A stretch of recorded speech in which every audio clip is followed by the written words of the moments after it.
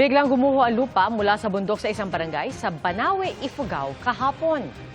Umabot ang pagguho hanggang sa Mayoyaw National Road. Walang naitalang nasaktan o bahay na napinsala sa insidente.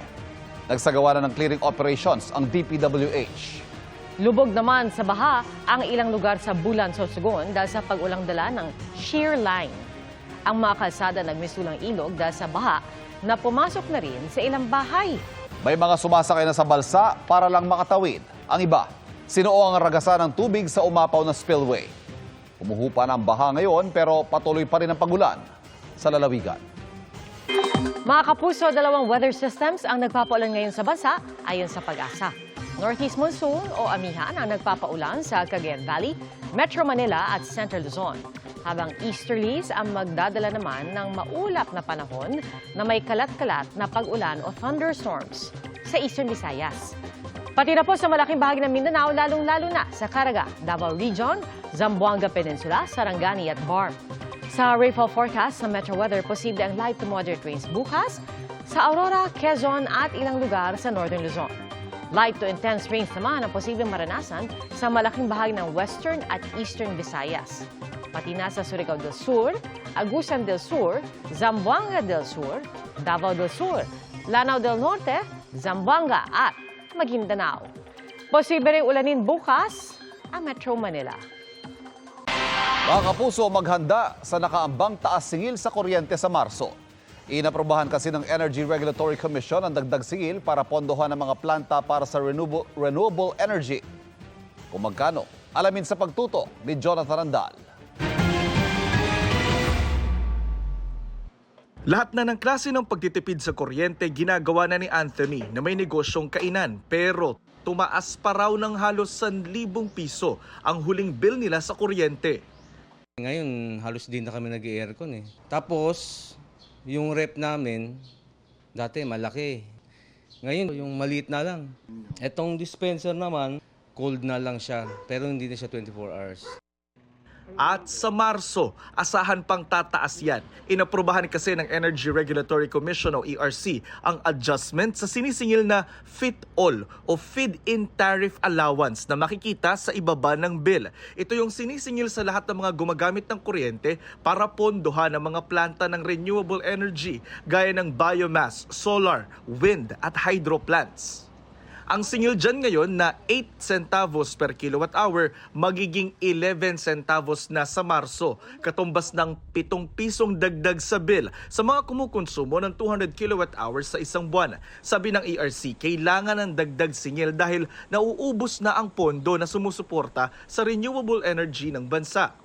Kulang, in other words, yung 8 centavos na kinokolekta sa atin para punan yung pambayad dun sa mga renewable energy na sinusupply naman sa atin. Ang baba kasi ng WESM rates natin. Ang sistema ng pondo, kumukuha din siya sa WESM. Dahil mababa yung WESM rate natin, kailangan punan natin ng separately sa pamamagitan nitong FIT allowance, yung FIT-all fund. Sabi naman ng Meralco, tagasingil lang sila ng FIT-all charges at hindi sa kanila ito napupunta kundi nire-remit nila sa Transco o National Transmission Corporation. Pero bukod sa FIT-all adjustment, may iba pa bang nakaambang dagdag singil sa kuryente? Wala po kami pang anunsyo in terms of the generation charge, which is the only cost that usually increases every month. And so we will need to wait for the final billings from all our suppliers. 2015 pa naniningil ng FIT-all ang Meralco at ibang distribution utilities batay sa utos ng ERC. Pero noong 2023 sinuspindi ito ng 1 taon dahil sapat pa noon ang pondo para sa renewable energy at para tulungan na rin noon ang mga Pilipino sa gitna ng pagmahal ng kuryente. Pero ngayon, may pag-asa pa kayang suspindihin ulit ito ng ERC? Nakahanda naman kami palagi na bantayan para kung kailangang suspinde, titigil natin yung collection, di ba? But sa ngayon kasi kailangan nating patupad ito para naman mabayaran natin yung mga nagsusupply din sa atin ng renewable energy. Para sa GMA Integrated News, Jonathan Andal, nakatutok 24 oras.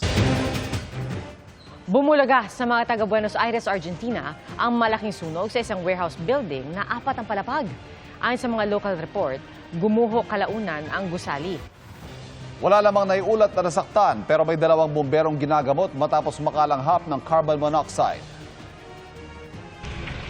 Dito sa Pilipinas, tulong-tulong naman ang mga bombero na apulahin ang sunog sa 3 bahay sa Dinalupihan, Bataan.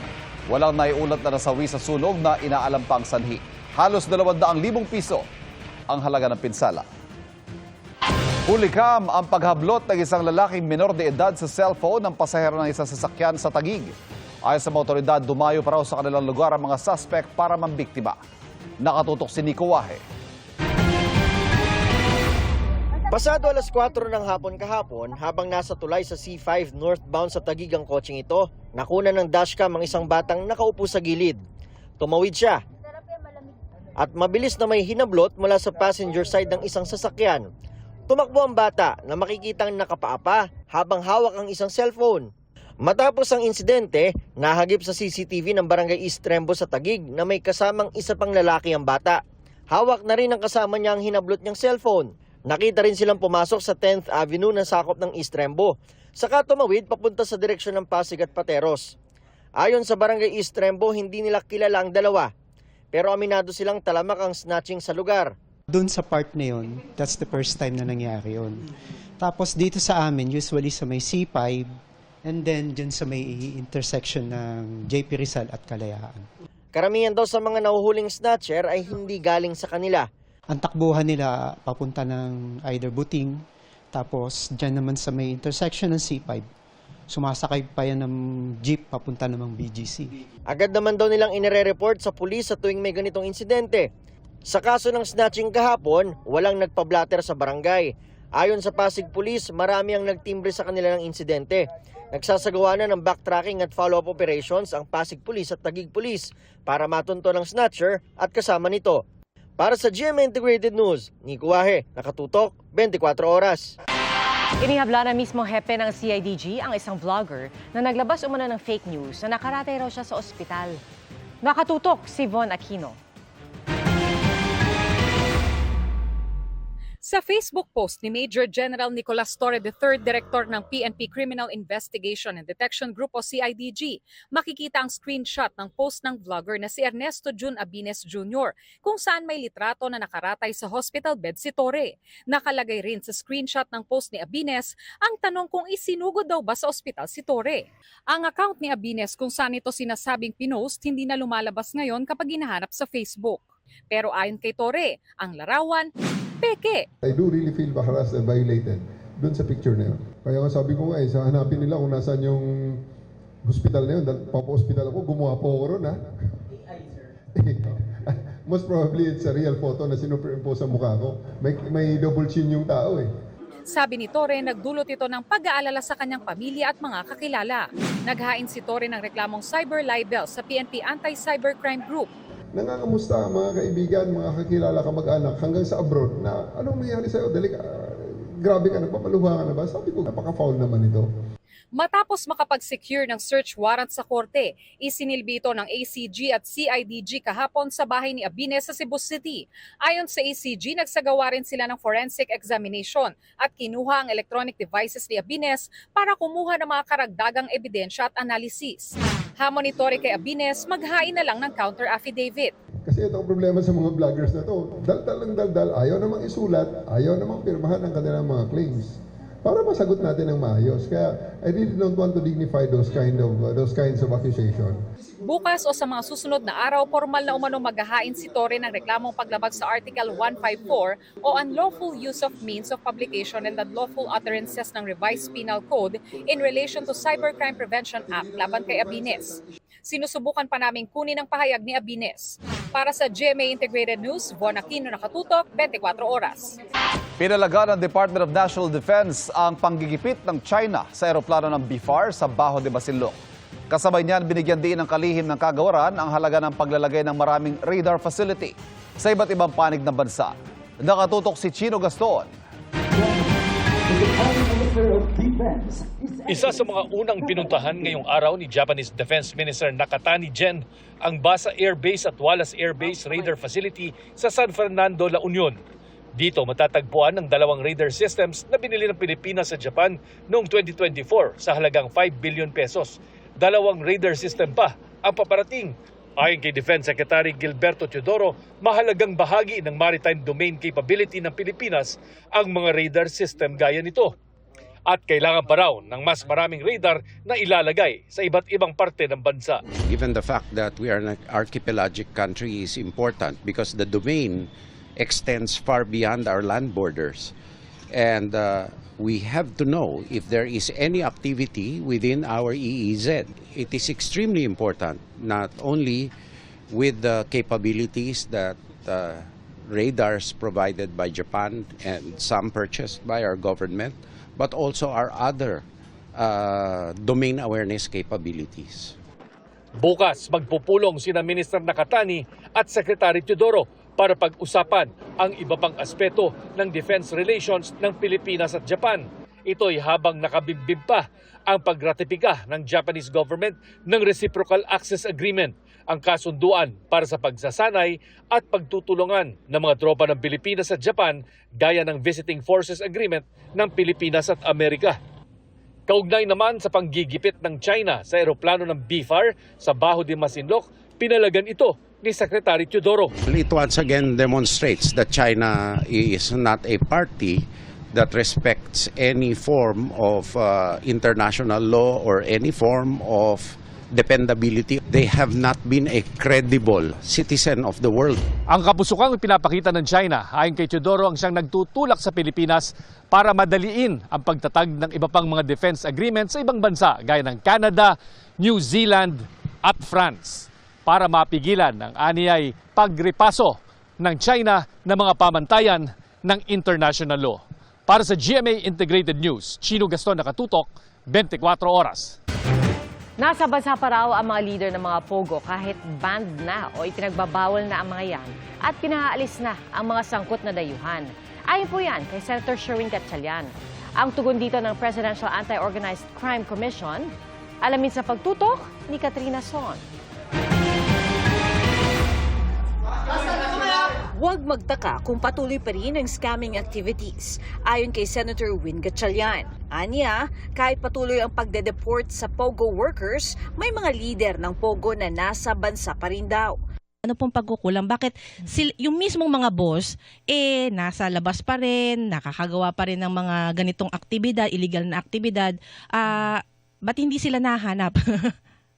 Yung iba dito ay pumasok sila dito ng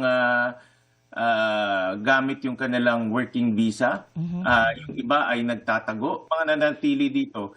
Ito yung ayaw bumalik ng China kasi mahigpit ang China. Piiwas sila dito at ang kasamaang palad, nagkikidnap sila, gumagawa pa rin ng hindi magaganda, gumagawa pa rin ng krimen. Sila yung mga nasa likod nitong mga maliliit, yung mga pocket na scamming activities. Batay raw sa impormasyong natanggap ni Gatchalian, ilang POGO bosses daw ang gumagawa na ng ibang krimen. May nabalitaan lang ako kahapon na mayroong mga POGO bosses na nandito pa. At nangkikidnap sila ng mga isa't isa. Pati may isang batang nakidnap na nabalitaan ko kahapon na konektado rin sa POGO. Sabi ng Presidential Anti-Organized Crime Commission, kilala raw nila ang POGO bosses at mga personalidad na nasa bansa pa rin. We've been conducting almost non-stop mga rescue, mga raids since February 13th. No? So in the next few weeks, probably you'll be able to identify other members sa mga Chinese kidnapping syndicate sa mga ito. At sa tulong ng NBI at saka ng PNP, I'm sure man-neutralize din po mga ito. Tuloy naman daw ang operasyon nila kontra POGO. Mahigit 2,000 POGO workers ng araw ang naideport. So roughly may mga, kung tama ang datos na nabigay sa atin ng iba't ibang mga ahensya, meron pa pong humigit kumulang 10,650 na mga POGO-related foreign nationals na nandito sa Pilipinas. Sabi ng PAOK, binibigyan daw nila ang kanilang ahensya ng 8 buwan hanggang 1 taon para tuluyang maalis ang lahat ng POGO hubs sa bansa, katuwang ang PNP, NBI at Bureau of Immigration. Para sa GMA Integrated News, Katrina Son. Nakatutok, 24 oras. Jillian Ward turns 20. Fun-filled ang naging celebration ng star of the new gen at sa era ng Jillian 2.0. Ready na kaya siya for love? At ano kaya ang real score sa kanila ni Rahil Viria? Alamin yan sa aking chika. Pasabog ang energy ng 20th birthday celebration ni Jillian Ward, opening the night with an empowering song and dance number. Jillian 2.0 ang tawag sa Moulin Rouge-inspired birthday celebration ng kapuso star of the new gen. Recently po kasi, napansin ko ang daming nakakasakit, even myself. So, nagkaroon ako ng time na mag-contemplate about life, nag-self-reflect ako. Sabi ko, life is so short. Gusto kong mag-show ng appreciation sa lahat ng mga taong nasa buhay ko. Mga taong sumuporta sa akin or nagbigay sa akin ng experiences. Kasi sobrang hindi mo po alam kung ano mangyayari sa buhay mo. Dumating ang mga kaibigan ni Jillian sa iba't ibang ginawang serye over the years. Kasama raw sa inimbitahan ni Jillian ang kanyang co-star dati na si Sofia Pablo. Nauna nang kinumpirma ni Sofia na nagkaalitan sila at sinabi naman ni Jillian na wala siyang oras for negativity at magpo-focus na lang sa mas mahalagang bagay tulad ng pamilya. Yeah. I invited everyone na naka-work ko. In-invite ko lahat. Yes, everyone. Kasi gusto ko talaga na lahat ng naka-work ko, lahat ng kumbaga nakilala ko, makapunta sila. Kasi para sa akin, na-realize ko, life is an experience lang po talaga eh. We're meant to experience life and we're meant to appreciate people na dumating sa buhay natin. Sinubukan naming kunan ng pahayag si Sofia pero tumanggi na siyang magsalita. Ngayong 20 years old na si Jillian, ready na kaya siya for love? Feeling ko talaga po na ako ganun kasi may mga nag-aaya na po sa akin. Tapos may mga nagregalo ganyan. So, ewan ko Tita Nelson! Naging usap-usapan online, nakadate daw ni Jill si mga batang realist star Rahil Viria noong Valentine's Day.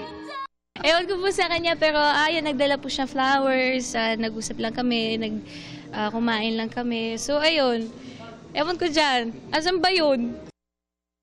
Ito ba nung Valentine's, ikaw raw ka-date niya? Date pa tawag dun? Hindi naman date tawag dun pero kung ang tanong ay ako nauna. And I wanted to show her na na-appreciate ko siya, kaya ako yun ginawa para sa kanya. Surprise ko lang, hindi niya siguro na-expect bibigyan ko siya ng bulaklak. So, binigyan ko lang. It's 3 roses lang naman.